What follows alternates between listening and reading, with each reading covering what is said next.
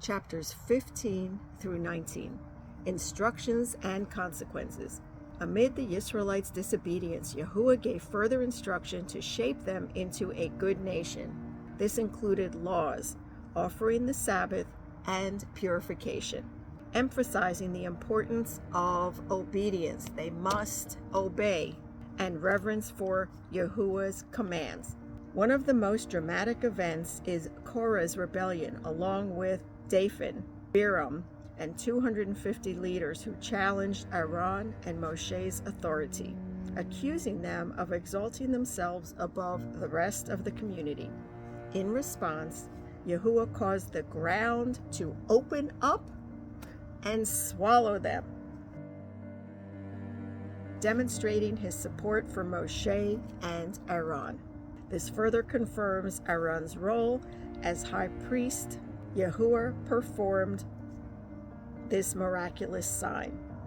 Also, Aaron's staff was placed in the tabernacle, which sprouted buds, blossoms, and almonds overnight. This miracle reassured the Israelites that Aaron was chosen by Yahuwah to lead the priesthood. Chapter 20 and 21, water, serpents, and battles. As the Israelites near the end of their wilderness journey, new challenges arose. At Kodesh, they faced a familiar problem, a lack of water.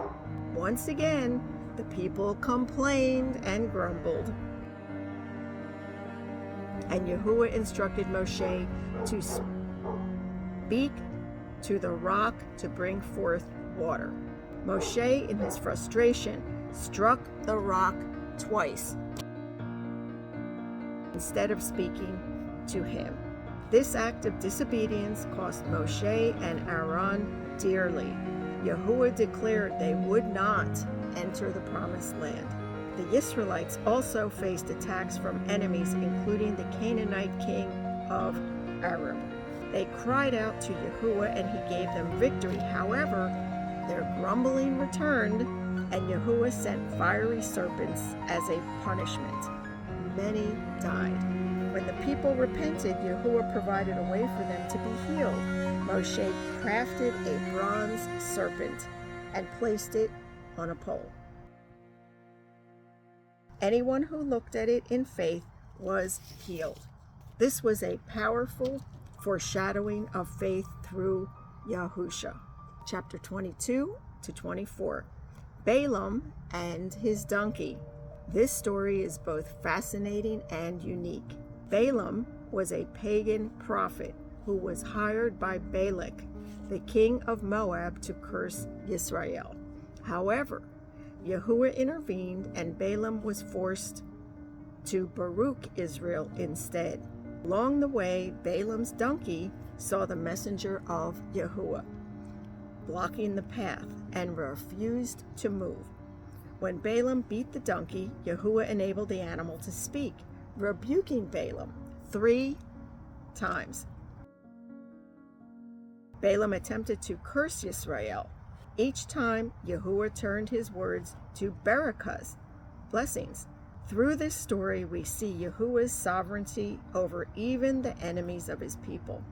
One of Balaam's blessings, barakahs, included a prophecy of a future king believed to point to the coming Messiah.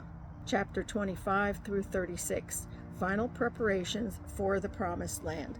As the Israelites camped in the plains of Moab, they faced another test of faith. They were enticed by Moabite women to worship Baal, a false mighty one, leading to a severe plague. Phinehas, Aaron's grandson, demonstrated his zeal for Yahuwah, his honor, by taking swift action to stop the sin, and Yahuwah rewarded him with a covenant of peace. The second census was recorded in chapter 26 that showed that despite the wilderness journey, Yahuwah had preserved his people. The final chapters focus on preparation for entering the promised land, including laws about inheritance, leadership, transitions, and the division of the land. Joshua was officially appointed as Moshe's successor. ensuring the Israelites would have strong leadership.